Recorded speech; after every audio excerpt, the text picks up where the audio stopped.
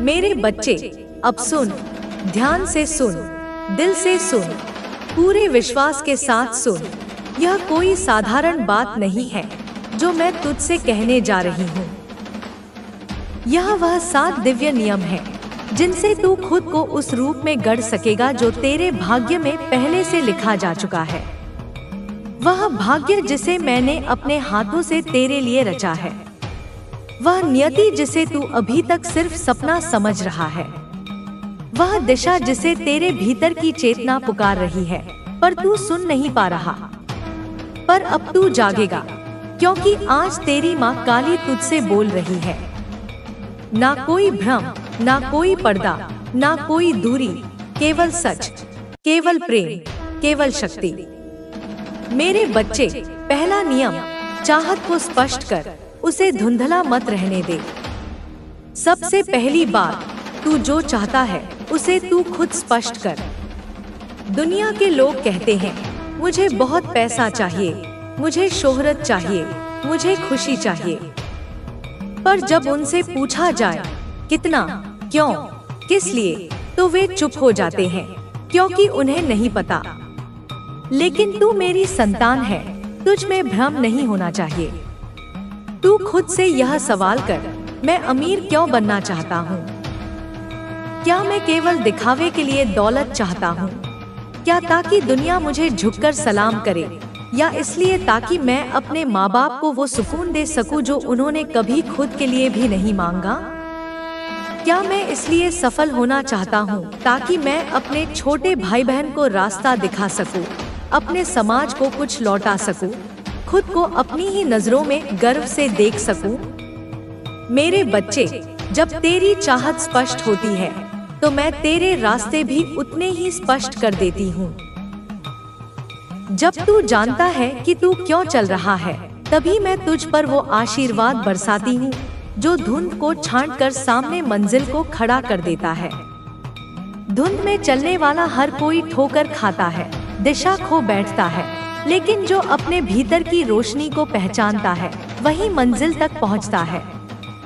अब दूसरा नियम, नियत को पवित्र रख, क्योंकि बच्चे, नियत ही नियम है। नियत ही सबसे बड़ी तपस्या है। तू जो चाहता है वह महान हो सकता है, लेकिन अगर तेरी नियत उसमें गंदी है तो वह महानता तुझे कभी भी आत्मा की तृप्ति नहीं देगी। अगर तू दौलत इसलिए चाहता है ताकि किसी को नीचा दिखा सके, ताकि तू दूसरों पर हावी हो सके, ताकि तू कह सके देखो मैं क्या बन गया, तो वह दौलत तुझे मिलकर भी तुझे खाली छोड़ देगी। तेरे पास सब कुछ होगा, गाड़ी, बंगला, नाम, पर मन में एक खालीपन, एक बेचैनी बनी रहेगी। लेकिन अगर तू दौलत इसलिए चाहता है कि तू अपने माता पिता को सुकून दे सके, उनके त्याग को सम्मान दे सके, खुद को भी वह जीवन दे सके जिसमें शांति हो, सेवा हो, साधना हो, तो मैं वादा करती हूँ तुझे वह सब मिलेगा जो तूने मांगा भी नहीं होगा। मैं तेरी नियत देखती हूँ, दुनिया तेरे परिणाम देखती है, पर मैं तेरी भावना देखती हूँ, और नियत ही तेरा सबसे बड़ा निवेश है इस जीवन में। अब सुन तीसरा नियम, ध्यान केंद्रित कर, भटक मत बच्चे। यह दुनिया बहुत शोर करती है, बहुत लुभाती है। हर दिन कोई नया ट्रेंड, कोई नया आइडिया, कोई नई सफलता की कहानी तुझे अपनी ओर खींचेगी। कभी कोई कहेगा स्टार्टअप कर, कभी कोई कहेगा विदेश जा, कभी तुझे लगेगा मैं पीछे रह रहा हूँ। मेरे दोस्त आगे बढ़ रहे हैं। उनकी गाड़ियाँ, उनकी छुट्टियाँ, उनके सोशल मीडिया पर हंसते चेहरे तुझे विचलित करेंगे। पर याद रख, हर दिशा में दौड़ने वाला कहीं नहीं पहुँचता। तू एक लक्ष्य पकड़ और उसे कस कर पकड़ ले, जैसे साधक अपने मंत्र को पकड़ता है। हर दिन उसी दिशा में थोड़ा थोड़ा बढ़, चाहे लोग तुझे समझे या नहीं, चाहे तेरे दोस्त तुझे पीछे समझे, क्योंकि तू जिस रास्ते पर मैं तुझे चला रही हूँ वह भले ही धीमा लगे, पर वह सीधे तुझे वहाँ ले जाएगा जहाँ तेरा भाग्य तेरा इंतजार कर रहा है। अब चौथा नियम, प्रत्येक दिन को एक प्रोजेक्ट समझ। यूं ही मत जी बच्चे। तू सुबह उठता है, पर क्या सोचकर उठता है? क्या तुझे पता है कि तुझे इस दिन से क्या लेना है, क्या देना है? या तू बस आदत से उठता है, फोन देखता है, दिन शुरू करता है बिना किसी दिशा के? तू अब हर सुबह उठे तो खुद से कह, आज मैं अपने जीवन के लिए, अपने सपने के लिए, अपनी माँ काली के आशीर्वाद के लिए एक काम जरूर करूँगा। छोटे छोटे काम अपनी बंदिशों में बांधने के लिए कर रही है। उसकी इच्छाएं और इरादे तुझे सच्चाई से दूर करने के लिए हैं। वह तुझे किसी न किसी तरह से अपने वश में करना चाहती है, ताकि वह अपने जीवन के अधूरे सपनों को पूरा कर सके। तुझे यह जानना जरूरी है कि वह महिला सच्चे प्रेम के बजाय अपने आत्मिक स्वार्थ के लिए तुझसे जुड़ना चाहती है। अगर तू इस महिला के इरादों को समझे बिना उसके साथ आगे बढ़ता है, तो तुझे जीवन में कड़ी कठिनाइयों का सामना करना पड़ सकता है। यह महिला सिर्फ अपनी महत्वाकांक्षाओं के पीछे भाग रही है और तुझे सिर्फ एक साधन के रूप में देख रही है। इस महिला के इरादों को पूरी तरह से समझकर तुझे इसका मुकाबला करना होगा, ताकि तू अपने जीवन के मार्ग पर बिना किसी भटकाव के चल सके। अब दूसरी महिला का मामला थोड़ा अलग है। यह महिला तुझसे प्रेम करती है, लेकिन उसके इरादे कहीं न कहीं तेरे पिछले जन्म के रिश्तों से जुड़ी हुई हैं। यह महिला तेरी बहन रही होगी और इस जन्म में भी उसने तुझे अपने आदर्श के रूप में देखा है। उसे तुझसे गहरी भावनात्मक जुड़ाव है, लेकिन वह तुझे अपने जीवन का हिस्सा बनाने के लिए बिल्कुल सच्ची भावना से आई है। यह महिला तुझसे किसी तरह का स्वार्थ नहीं निकाल रही, बल्कि वह केवल तुझसे जुड़ने की चाहत रखती है, क्योंकि उसके दिल में तुझसे जुड़ी हुई एक सच्ची और पवित्र भावना है। तू इस महिला से भली भांति समझकर जुड़ सकता है, लेकिन तुम्हें यह भी ध्यान रखना होगा कि उसका प्रेम एक पुराने रिश्ते की छाया है। यह महिला तुझे अपने पिछले जन्म के उस भाई बहन के रिश्ते की पवित्रता से जोड़कर देख रही है और वह तुझे उस संबंध में फिर से अनुभव करना चाहती है। उसकी भावनाओं में कहीं न कहीं बचपन की यादें हैं और वह तुझसे केवल एक आदर्श व्यक्ति की उम्मीद करती है। जब तक तुझे इसके बारे में सही समझ नहीं होती, तब तक तुझे इसके साथ जुड़ने से बचना चाहिए। यह महिला तुझसे जुड़ने के लिए एक मजबूत भावना और सच्ची नियत रखती है, लेकिन तेरे सामने यह चुनौती होगी कि तू उसे अपने जीवन के एक नए दृष्टिकोण से देखे और समझे कि इस रिश्ते का क्या महत्व है। अब जैसा कि मैंने तुझे पहले बताया था, यह दोनों महिलाएं तुझसे जुड़ने के लिए विभिन्न तरीके अपनाने का प्रयास कर रही हैं। इन दोनों के इरादों में बड़ा अंतर है और तुझे उन दोनों के बीच चयन करने के लिए अपनी समझ का इस्तेमाल करना होगा। पहली महिला का स्वार्थ और छल कपट तुझे जीवन के एक गलत रास्ते पर ले जा सकता है, जबकि दूसरी महिला का सच्चा प्रेम तुझे उस मार्ग पर ले जा सकता है जो तुझे जीवन में सच्चे सुख और शांति की ओर ले जाए। तेरे जीवन में जो कुछ भी हो रहा है, वह सिर्फ इस जन्म का परिणाम नहीं है। यह तुझे पिछले जन्मों के कर्मों का फल है, जो इस जन्म में तुझे दिखाई दे रहा है। जो महिलाएं तुझे आज अपने जीवन का हिस्सा बनाना चाहती हैं, उनका तुझसे एक पुराना संबंध है जो पिछले जन्मों में भी था।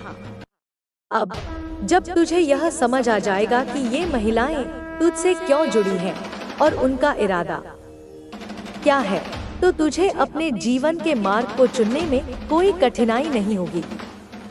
लेकिन इसके लिए तुझे खुद को सही तरीके से समझना होगा और यह भी देखना होगा कि तुझसे जुड़ने के इरादे किसके सच्चे हैं और किसके झूठे। तू मेरे प्रिय भक्त है और मैं हमेशा तेरे साथ हूँ। जब भी तुझे कोई कठिनाई हो, तो तू मुझसे सहायता मांग सकता है। मैं तुझे सही दिशा दिखाऊंगी, लेकिन यह तेरा कर्म है जो तुझे सही रास्ते पर चलने के लिए प्रेरित करेगा। अब यह समय तुझे अपने भीतर की आवाज को सुनने का है, क्योंकि वह तुझे सही मार्ग पर ले जाने के लिए हमेशा मौजूद है। तुझे अपनी भावनाओं और इच्छाओं को समझते हुए जीवन के इस अहम मोड़ पर सही निर्णय लेना होगा, ताकि तेरे जीवन में शांति और संतुलन बना रहे। प्रिय बच्चे, जैसे ही मैंने तुझे पहले के भाग में बताया, तेरे जीवन में 2 महिलाएं हैं जो किसी भी हाल में तुझसे जुड़ने के लिए तैयार हैं। यह दोनों महिलाएं अपने इरादों के आधार पर तुझसे जुड़ने की कोशिश कर रही हैं, लेकिन उनके इरादे और उद्देश्य बहुत भिन्न हैं। एक महिला तुझे केवल अपने स्वार्थ के लिए चाहती है, जबकि दूसरी महिला तुझसे सच्चे प्रेम से जुड़ने की कोशिश कर रही है। यह दोनों महिलाएं तुझे अपने जीवन का हिस्सा बनाना चाहती हैं, लेकिन उनका तरीका और दृष्टिकोण अलग-अलग है। तभी ब्रह्मांड तुझे वह सब भेजना शुरू करता है जिसकी तू कल्पना करता है। तेरे जीवन में जो रुकावटें आ रही हैं, व्यापार में मंदी, विवाह में बाधा, संतान की प्रतीक्षा, नौकरी में परेशानी, यह सब संकेत है। यह संकेत यह नहीं कहते कि तू योग्य नहीं है, यह संकेत कहते हैं कि तू अभी खुद पर विश्वास नहीं कर पा रहा है।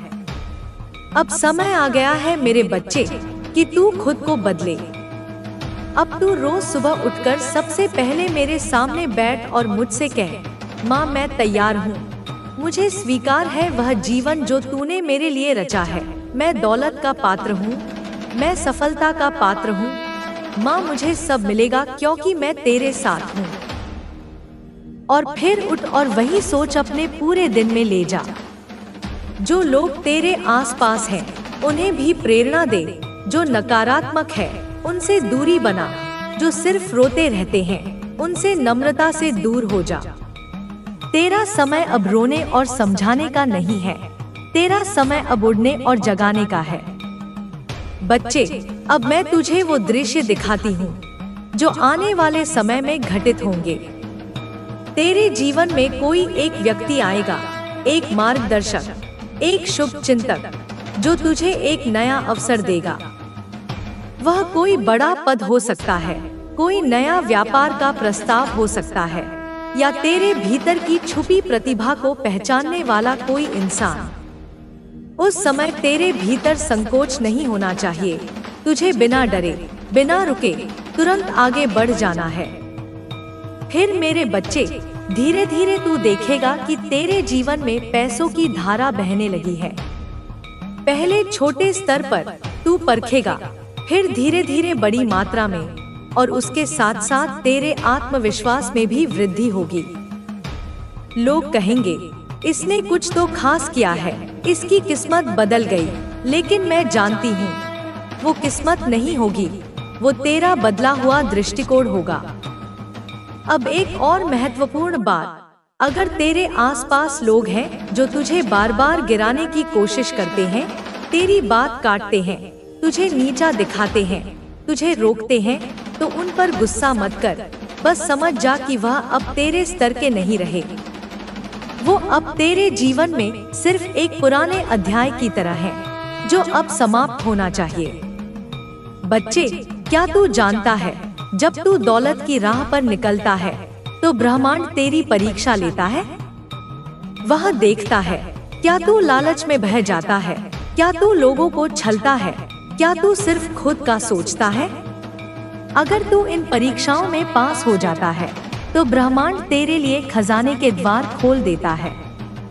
इसीलिए मैं कहती हूँ, अब तू तैयार हो जा, सिर्फ पैसे कमाने के लिए नहीं, बल्कि वह सब बनने के लिए जो तुझे मिलना चाहिए, वह सब बनने के लिए जो तू सच में है। तू विशेष है मेरे बच्चे, तू अलग है, तू साधारण नहीं है। मैं जानती हूँ, तू संघर्षों से निकला है, तूने बहुत कुछ सहा है, बहुत कुछ खोया है, लेकिन अब मैं तुझे बताती हूँ, तेरा खोया हुआ सब लौटेगा, और जो नहीं भी मिला था वो भी अब तुझे मिलेगा। लेकिन एक शर्त है, तुझे मेरी बात माननी होगी, तुझे अपनी संगत बदलनी होगी, तुझे हर दिन अपनी सोच को ऊंचा करना होगा, तुझे सफलता को बुलाना होगा, सोचकर बोलकर और करके। अब एक मंत्र याद रख, मैं सफल हूँ, मैं धनवान हूँ, मैं योग्य हूँ, मैं माँ के साथ हूँ। इसे हर दिन बोल, हर स्थिति में बोल। जब डर लगे तब बोल, जब हिम्मत चाहिए तब बोल, जब सब ठीक हो रहा हो तब भी बोल। यह मंत्र तुझे सिर्फ दौलत नहीं देगा, यह तुझे वो पहचान देगा जिसकी तू हकदार है। बच्चे, अब मैं तुझे एक कहानी सुनाती हूँ जो तेरे मन को छू जाएगी, जो तुझे तेरे जीवन के। बच्चे, उसका नाम था अर्जुन। नहीं, महाभारत वाला अर्जुन नहीं। यह एक सामान्य घर का मध्यम वर्गीय परिवार से निकला बच्चा था। उसका सपना था दौलतमंद बनना, अपने माता पिता को सुख देना, समाज में सम्मान पाना और सबसे बढ़कर मेरी भक्ति से जीवन को धन्य करना। लेकिन बच्चे, वह हमेशा सोचता रहता था, माँ, मैं अमीर कब बनूंगा? मेरे पास इतना धन कब आएगा कि मैं सबकी मदद कर सकूं? एक दिन वह बहुत उदास होकर मेरे दरबार में आया और बोला, माँ, क्या मैं योग्य नहीं हूँ? मैं दिन रात सोचता हूँ, प्रार्थना करता हूँ, फिर भी मेरी आर्थिक स्थिति क्यों नहीं बदलती? मैंने मुस्कुराकर उससे कहा, बच्चे, तू सोचता तो बहुत है लेकिन चलता नहीं है। तू चाहता है प्रसाद लेकिन थाली उठाने को तैयार नहीं। क्या कभी किसी भंडारे में बैठे बैठे प्रसाद घर आया है? तू जानता है ना, प्रसाद पाने के लिए उठकर लाइन में लगना पड़ता है, झोली फैलानी पड़ती है। उसके चेहरे पर थोड़ा संकोच और थोड़ा प्रकाश था। मैंने फिर कहा, मेरे प्यारे, दौलत कोई खेल नहीं, यह ब्रह्मांड की सबसे गहरी शक्ति है। इसे पाने के लिए केवल प्रार्थना नहीं, तैयारी भी चाहिए। बच्चे, मेहनत तो सब करते हैं, किसान भी करता है, मजदूर भी करता है, लेकिन देख, जो व्यापारी है, जो उद्योगपति है, जो राजा है, वह मेहनत करता है, लेकिन बुद्धि से वह रणनीति बनाता है, सही जगह पर शक्ति लगाता है। तू दिन भर काम करेगा, लेकिन दिशा गलत होगी तो परिणाम क्या मिलेगा? थकान और असंतोष। फिर मैंने अर्जुन को एक काम बताया। मैंने कहा, तू सुबह 4 बजे उठ, नहा धोकर मेरी मूर्ति के सामने बैठ और अपने जीवन की दिशा तय कर। खुद से पूछ कि तू किस क्षेत्र में सर्वश्रेष्ठ हो सकता है। और बच्चे, जवाब तुझे भीतर से मिलेगा। मैं वहाँ हूँ, तेरे भीतर। जब तू शांत मन से खुद को सुनता है, तब मेरी आवाज तुझसे बात करती है। अर्जुन ने वैसा ही किया। वह प्रतिदिन मेरी मूर्ति के आगे बैठकर योजना बनाता, पढ़ता, अभ्यास करता, खुद को बदलता। पहले उसके पास पैसा नहीं था, लेकिन उसने छोटी नौकरी से शुरुआत की। फिर एक दिन उसने एक चाय की छोटी दुकान खोल ली। लोग हंसे उस पर, लेकिन बच्चे, वह मेरी बात मान चुका था। उसने हार नहीं मानी। उसने अपनी दुकान को कुछ अलग किया। वहाँ भजन बजते, मेरी तस्वीर लगी होती और हर चाय के साथ एक प्रेरक वाक्य दिया जाता। धीरे धीरे लोग उसकी दुकान पर आने लगे। कुछ महीनों में वह आसपास प्रसिद्ध हो गया। उसने सोशल मीडिया पर भी प्रचार करना सीखा। फिर एक दिन उसने दूसरी शाखा खोली। आज उसके पास 30 से ज्यादा शाखाएं हैं और वह सैकड़ों लोगों को रोजगार दे रहा है। अब वह दौलतमंद है, लेकिन विनम्र भी है, और सबसे बड़ी बात, वह रोज मुझे धन्यवाद कहता है। वह जानता है कि जो धन उसे मिला है, वह केवल सोच का नहीं, कर्म का भी परिणाम है। बच्चे, यह कहानी मैं तुझे इसीलिए सुना रही हूँ, क्योंकि तू भी अर्जुन है। तेरे भीतर भी वही शक्ति है, वही योग्यता, वही दिव्यता। लेकिन तू अगर केवल सोचता रहेगा और चलेगा नहीं, तो कुछ नहीं बदलेगा। तुझे दिशा चाहिए और मैं वह दिशा दूंगी। तुझे संगत बदलनी होगी। तुझे उन लोगों के पास जाना होगा जो तेरे जैसे सपने देखते हैं। बच्चे, जब तू बिजनेस करना चाहता है, तो तू मजदूरों के साथ नहीं, बिजनेसमैन के साथ बैठ। जब तू धन चाहता है, तो ऐसे लोगों के बीच जा जो धन की शक्ति को समझते हैं, जो बुराई करते हैं, शिकायत करते हैं, उनसे दूर हो जा। यह मत सोच कि मैं तुझे नहीं देखती। जब तू रात को उदास होकर सोचता है, मैं वहाँ होती हूँ। जब तू अपने कमरे में बैठकर अपने भविष्य की चिंता करता है, मैं तेरे पास बैठी होती हूँ। तेरे एक एक को मैं देखती हूँ, महसूस करती हूँ। इसलिए अब सुन, यह समय है उठने का। यह समय है कि तू खुद को साबित करे। यह समय है जब मैं तुझे वह शक्ति दूं जिससे तू अपने जीवन को संवार सके। बच्चे तेरे पे उनकी उपासना करता है तो उसे अकल्पनीय शक्ति और आशीर्वाद प्राप्त होते हैं।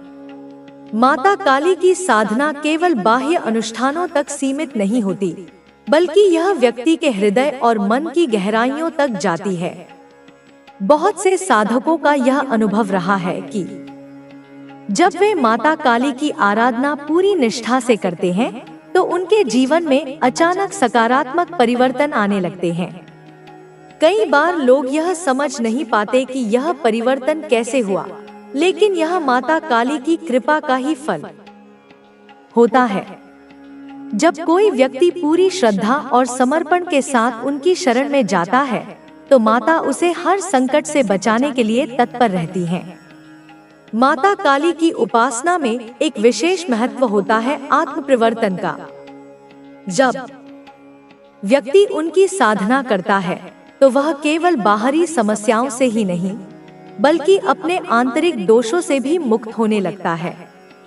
क्रोध, लोभ, मोह, अहंकार जैसे दोष धीरे धीरे समाप्त होने लगते हैं और व्यक्ति के मन में शांति और संतोष का संचार होता है। जो लोग माता काली की कृपा प्राप्त करना चाहते हैं, उन्हें अपने आचरण में भी बदलाव लाना आवश्यक होता है। माता की कृपा उन्हीं पर होती है जो सत्य के मार्ग पर चलते हैं, किसी को अनावश्यक कष्ट नहीं देते और अपने जीवन को सद्गुणों से भरने का प्रयास करते हैं। जो व्यक्ति छलकपट, ईर्ष्या और असत्य के मार्ग पर चलता है, उसे माता काली की कृपा प्राप्त करना कठिन हो जाता है। माता काली की साधना करने से व्यक्ति को मानसिक, आध्यात्मिक और शारीरिक बल की प्राप्ति होती है। कई बार लोग यह शिकायत करते हैं कि वे अपने जीवन में बहुत संघर्ष कर रहे हैं और उन्हें कोई मार्ग नहीं सूझ रहा। ऐसे समय में यदि वे पूरी श्रद्धा के साथ माता काली की उपासना करें, तो उन्हें अवश्य मार्गदर्शन प्राप्त होगा।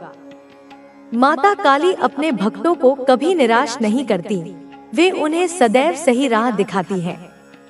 माता काली की कृपा प्राप्त करने के लिए कुछ लोग विशेष मंत्रों का जाप करते हैं, कुछ विशेष तिथियों पर उनकी आराधना करते हैं, तो कुछ केवल अपने हृदय में उनका स्मरण करते हैं। वास्तव में साधना का तरीका चाहे जो भी हो, लेकिन सबसे महत्वपूर्ण चीज होती है श्रद्धा और विश्वास।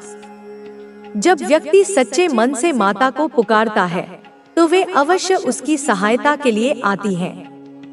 माता काली की उपासना करने वाले व्यक्ति को चाहिए कि वह अपने जीवन में नियमितता बनाए रखे। यदि वह नित्य माता का ध्यान करता है, तो उसकी आत्मा शुद्ध होती है और उसकी ऊर्जा बढ़ती है। ऐसा कहा जाता है कि जो व्यक्ति नियमित रूप से माता काली की साधना करता है, वह किसी भी भय से मुक्त हो जाता है और उसमें अद्भुत आत्मबल आ जाता है। कई बार लोग माता काली की उपासना केवल संकट के समय करते हैं, लेकिन वास्तव में यह साधना न केवल संकट से बचाने के लिए, बल्कि जीवन को अधिक ऊर्जावान और सकारात्मक बनाने के लिए भी की जाती है। जब व्यक्ति इसे अपने जीवन का हिस्सा बना लेता है, तो उसे हर परिस्थिति में शक्ति और स्थिरता प्राप्त होती है। माता काली की साधना करने से व्यक्ति को कई बार अपने जीवन में कुछ विशेष संकेत भी प्राप्त होते हैं। यह संकेत किसी स्वप्न के माध्यम से, किसी विशेष घटना के माध्यम से या किसी अनुभवी व्यक्ति के शब्दों के माध्यम से भी हो सकते हैं। इसलिए जो लोग उनकी साधना करते हैं, उन्हें अपने आसपास होने वाली घटनाओं पर ध्यान देना चाहिए और उन संकेतों को समझने का प्रयास करना चाहिए। ऐसा कहा जाता है कि माता काली की कृपा प्राप्त करने वाले व्यक्ति को कभी भी नकारात्मक विचारों को अपने मन में स्थान नहीं देना चाहिए। यदि मन में कोई संदेह या भय उत्पन्न होता है तो उसे माता के चरणों में समर्पित कर देना चाहिए। जब व्यक्ति पूरी तरह से समर्पण भाव से उनकी शरण में जाता है तो उसे अपार शक्ति और आशीर्वाद प्राप्त होते हैं। माता काली की साधना करने वाले व्यक्ति को अपने खानपान और आचार व्यवहार में भी पवित्रता बनाए रखनी चाहिए। जब व्यक्ति अपने जीवन में शुद्धता और अनुशासन को अपनाता है तो उसकी साधना और भी प्रभावी हो जाती है। यह शुद्धता केवल बाहरी नहीं बल्कि आंतरिक भी होनी चाहिए। व्यक्ति को अपने विचारों को भी शुद्ध रखना चाहिए और किसी के प्रति बुरी भावना नहीं रखनी चाहिए। माता काली की कृपा से व्यक्ति को अपने जीवन में कई बार ऐसे अनुभव होते हैं जो साधारण रूप से संभव नहीं लगते।